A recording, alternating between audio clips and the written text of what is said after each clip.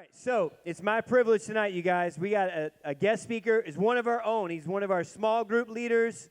Where's our ninth grade boys at? Yes, any ninth grade boys up in here? Yes, all right, friends. All right, well, we got our very own Mr. Forrest Hamilton. So if you guys would, let's bring it back with a special Praise Youth slow clap welcome for Forrest Hamilton.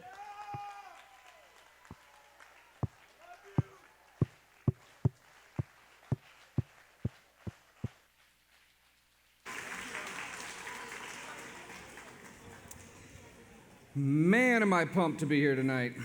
I've been waiting a long time to get a slow clap welcome.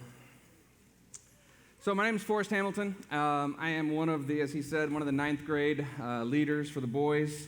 And I love this group. You know, I love this program. I love this church. I've been to a lot of different churches in my life, and this one feels more like home than anything I've ever been to. So thank you guys for welcoming me. My family, my wife Stormy is back here, and I said I wouldn't embarrass my daughters, but so if I could get Taylin, Tinsley, and Trinity to stand up and do a little, I'm just kidding, don't really. That's what dads do, though. You know, part of dad's purpose, and that's part of what we're going to talk about tonight, is purpose. Well, our purpose is to embarrass our kids and to tell really bad jokes, right? And I'm going to sneak a few of those in here, but there's a purpose, guys, that, like, there's a reason that I'm here. More importantly, there's a reason that you're here. Every single one of you is here for a reason tonight. It may be because you think it's because your parents dropped you off, but there is a purpose. You don't have to do this. And what you're going to find in your life is that when you start listening to the whisper of God and you start paying attention to that, your path is going to become clear. Now, I'm going to spend 20, 30 minutes here helping you to find ways to do that purpose. But I will say this, I'm going to drop some bombs of truth tonight. I mean, they're good. They're like life-changing because they changed my life. They've changed a lot of people that I know. There is a problem, though. There's only going to be a few of you that are really going to hear it, like really, really going to hear this. And this isn't the put your phones away message, okay? It's in there, but hear why, okay? There's going to be distractions. Life is full of distractions. It is. And so there's going to be a few of you that are going to look at your phones, or your friend's going to tell a joke, or something's going to happen, or maybe you'll see that cute guy or that cute girl that you actually came here to see, right? Those are the things that distract us from 6th grade until you die, pretty much, okay? It doesn't go away just because you're out of school. But there's the first truth bomb is this. You only learn to the degree that you're really, really wanting to learn. If you don't seek learning, then you're not going to actually get it. You ever think about it this way? Anybody ever had their parents try to tell them something, or their teacher try to tell them something when you're mad at them? What are the chances that they're going to actually get anything across to you? Because you're mad at them. You're not listening to that. So we have to have a receptive mind, okay? So if I take a handful of seeds and I go out there into the gaga ball pit and I throw those seeds onto the concrete, is it going to grow? It's not, right? But if I go find a patch of land, even just some of the grass out there, and then I till that land, I get the nutrients up, right?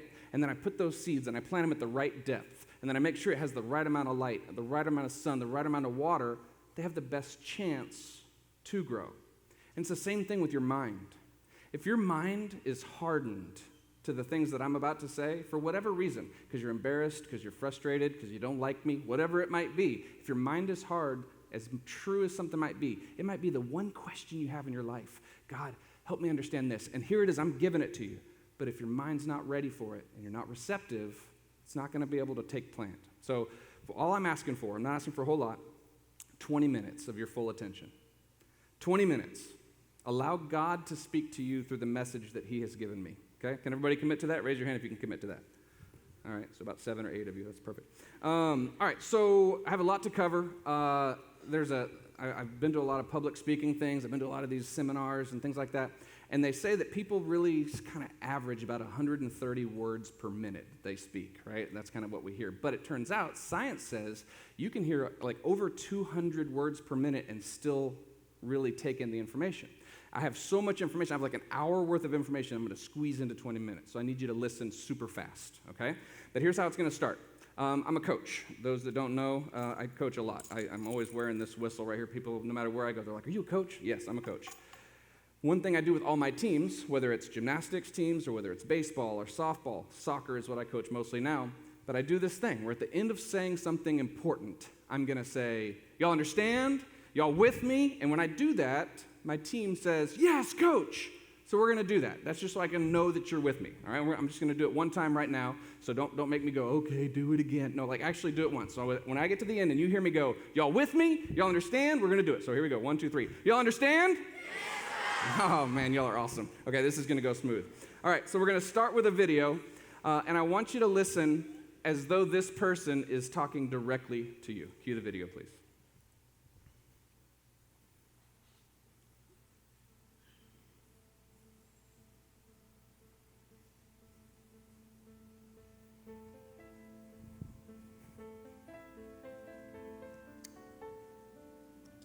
God knows you. He knows what you're thinking, what you just thought, and what you're about to think. He knows everything there is to know about you. He created you. He knit you together. You are exactly what he wanted you to be. And when the world tells you that you don't matter, that you aren't smart enough, that you aren't pretty enough or strong enough, just remember who created you. And when you feel like you've really messed up and nothing seems to make sense anymore, remember that the God that created the whole entire universe created you too. And you are exactly the person he wanted you to be.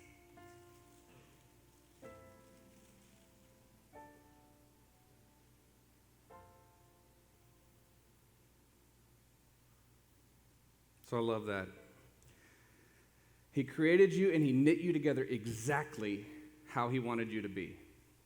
When the world tells you that you don't matter, that you're not smart enough, you're not pretty enough, you're not strong enough, remember who created you. I want to say it again because sometimes just seeing it doesn't make sense. But when you feel like you've messed up, anybody ever mess up in here? Raise your hand if you ever messed up, right? Like every single night I'm on my knees. Doesn't matter how good I was that day. And I go through this process. If there's 10 things that I do in a day, let's just say, just make it easy, 9 of those are awesome. They're godly, they're Christ-like, they're exactly what I think he would want me to do. And then one of them wasn't. I filter my whole feeling about myself through that one thing. Right up until I realize that's not really the way to live. All I have to do is say, God, I'm sorry. I'm sorry I did that. And you're forgiven immediately, right?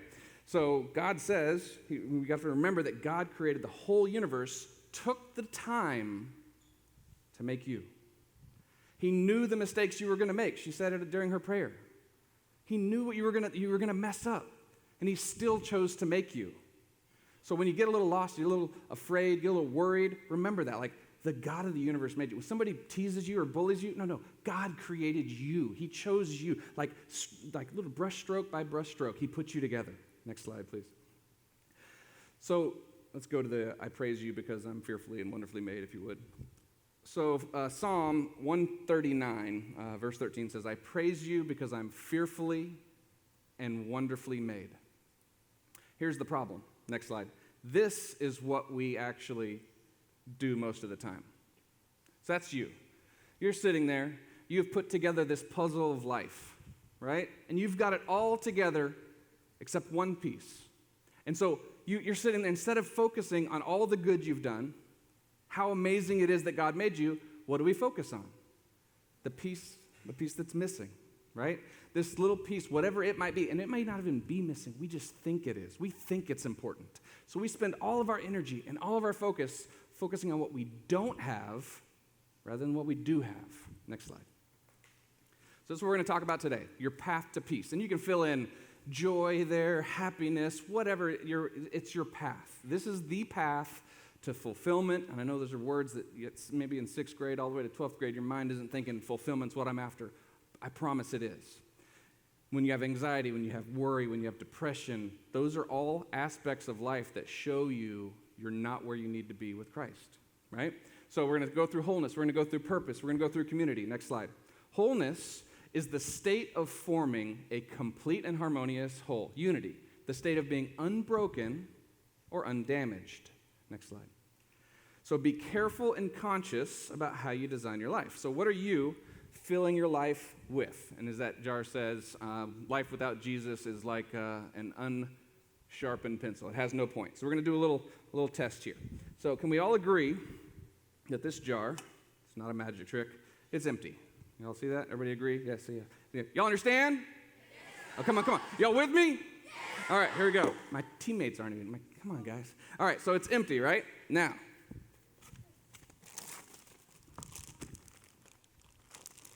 Try not to spill these all over you. All right. Now, it's full. Well, wait a minute. I think I might be able to get a couple more in here. A little overfull. All right, so now it's full. Would y'all agree it's full? Yes? Okay, so now it's full. All right?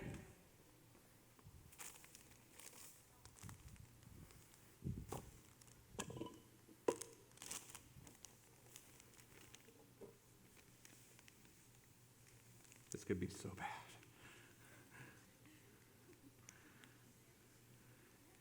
Well, it was full, though, right?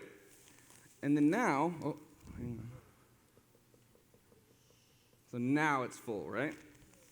What do you mean it's not full? How is it not full? I can't get any more sand in there. I can't get any more golf balls in there. All right, somebody said water, right?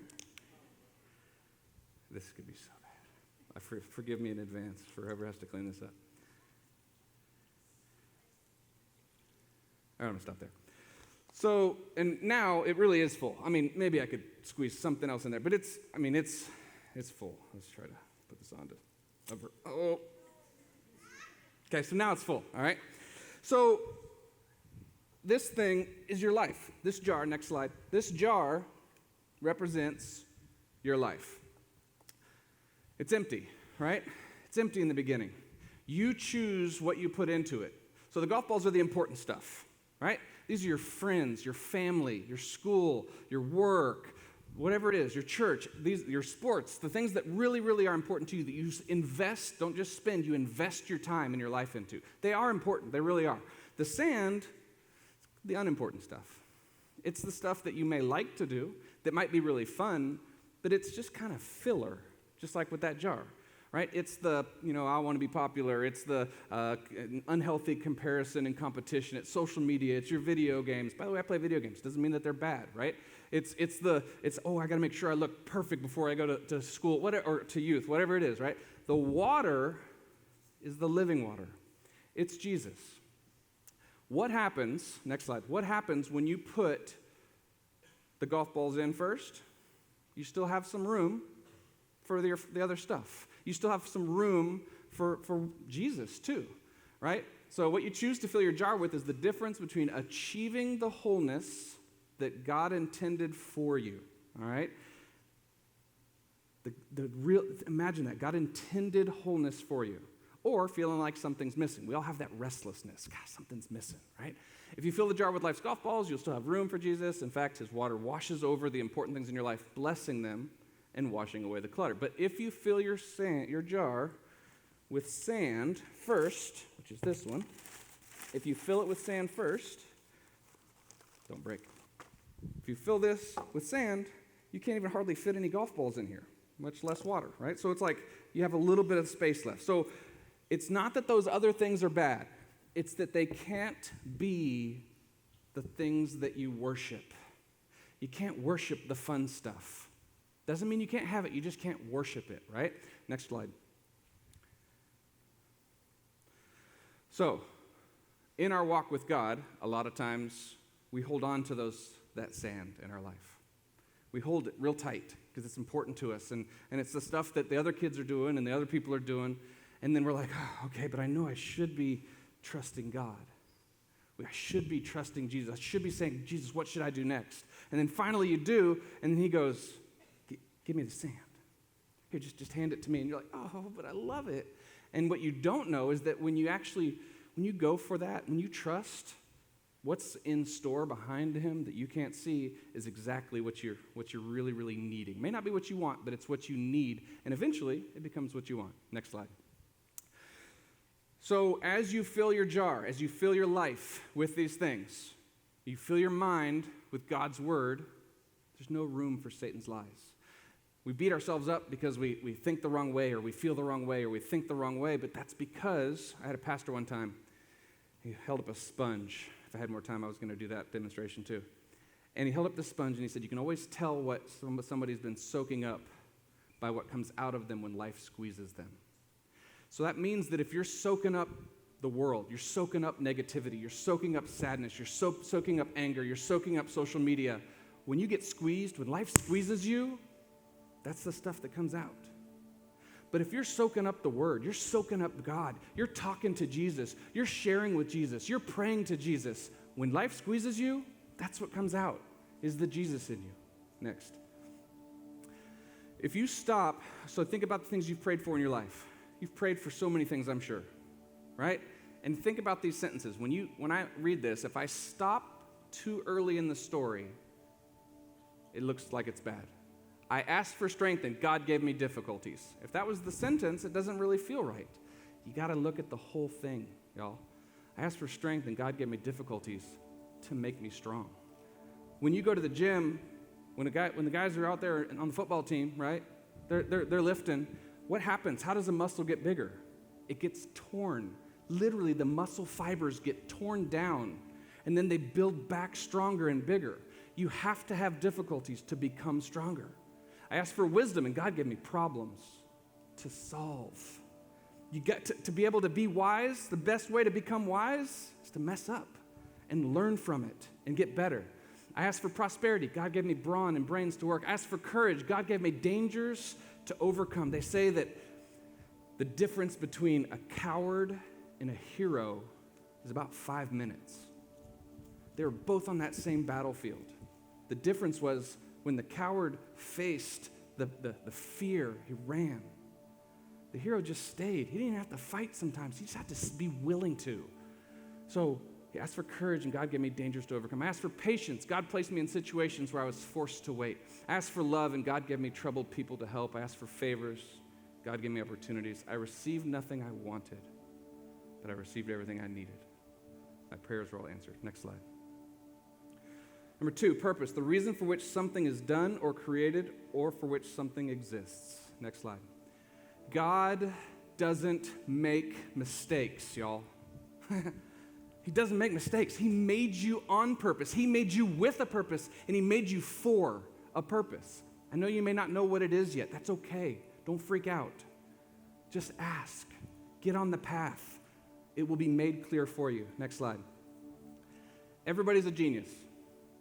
But if you judge a fish by its ability to climb a tree, it'll live its whole life thinking it's stupid. We make fun of people because they're not as whatever. They're not as smart, or they're not as athletic, or they're not this, or they're not that. And a lot of that, the reason you tease somebody is because you're feeling weak about yourself. That's what happens. I know, I was badly bullied growing up. And what I figured out was that other person's judgment of me doesn't have any impact unless I let it have that impact. Next slide. Every single one of us bears the image of God in our makeup. Should I tell the dad joke? How do you sneak up on a one-of-a-kind person? You sneak up on them. All right, so for some, your patience, gentleness, and kind spirit bear the image of God to those around you. Some of you are patient, gentle, and kind. Some of you are bold, determined, and passionate about justice. You can be different. You are different. You are specifically made by God for a purpose. So just because somebody's different, just because you're different, doesn't mean you're less. You just haven't found your purpose yet. It's coming. Next slide. Jesus is often called the Prince of Peace. And while he often showed a peaceful and loving disposition, he was and is far from weak. When the situation called for a different part of his personality, he didn't hesitate. For those that don't know, next slide. Jesus flipped over some tables, right? You've heard that story. He walked in, right? And here it is. Jesus entered the temple courts and drove out all who were buying and selling there. He overturned the tables of the money changers and the benches of those selling doves. It is written, he said, My house will be called a house of prayer, but you're making it a den of robbers. The blind and the lame came to him at the temple, and he healed them. Next slide. This doesn't mean that you go to school on tomorrow and you walk in and you start flipping over the tables because your buddy left you in the Fortnite lobby by yourself, or because that girl laughed at your boyfriend's joke a little too long, right? That's not what you flip tables for. You flip tables in your heart. You flip the tables in order to make sure that you're fighting for God. Because when you do that, it is like the waters are parted for you. The things that were hard become easy, y'all, when you're doing it on purpose for Jesus. Next slide. How do you find him? We've all heard, where's Waldo? Where's Jesus? Y'all see him yet? Yeah, right? And then this is life right here. Your life is 100% full of distractions. And in every picture of your life, Jesus is there, but you got to look for him. You're going to feel like he's not. You're going to feel like you're lost. You're going to feel like you're alone. You're going to feel like you were abandoned. I promise you're not alone. You just have to look for him on purpose. Next slide. Commit your work to the Lord and your plans will be established. That's Proverbs. And we're going to finish with community. It's a feeling of fellowship with others as a result of sharing common attitudes, interests, and goals. Next slide. What are some of the names for community? We'll go through these pretty quick. Y'all know them though. Family, team, groups, squad, clique. Right? A clique is a group of people that you have some common interest with. Maybe at your school or part of even inside of a team they have them. I'm going to skip these next two just for time purposes. So go to my path. So I was super broken. Those that don't know my story, I'm going to tell it in just a little nutshell here. So my dad was born right here in Beaumont. He was raised up in Waco. He played football for Baylor University. He was just your all-American boy. He went off to the war. He was in Vietnam. He was a helicopter gunner. That means that you're up in a helicopter shooting down at villages that you don't really want to be shooting at in a war that you don't want to be in because you were forced to go. His helicopter crashed 5 times. He was the only survivor in 3 out of the 5 crashes. That means he got shot down by somebody, and then his friends were gone, and he had to find a way to get back to where the base was, to the LZ, the landing zone. He was broken, y'all. He came home. He became a mountain man. Literally moved up into the woods in Washington State. He delivered me in the woods when I was born. No running water, no electricity. I'm going to explain that because that won't even make sense to your minds probably. That means I didn't have a toilet. We had an outhouse. To go to the restroom, I had to go outside to walk over to a really cold thing up in the mountains and open it, and it was really, really gross, right? Bugs and bears and, all kinds of stuff out in those woods. No electricity means no TV, no video games, no heat. I would have to wake up in this little shack my dad built onto the back of a logging truck. We called it the house truck, right? And I would have to wake up freezing, seeing my breath in my 30-degree house and crawl out of that bed and then build a fire to be able to have heat inside of our home. That's not for you to feel bad for me, by the way. That was I'm so grateful that I grew up that way. For a long time, it was my curse until I found Jesus, and then it became my blessing. The things that you think are curses now, they're preparing you for your purpose. The story you're going through right now, I was abused, I was beat. When I tell you the things that happened to me, you'd be like, oh my gosh, you might even cry.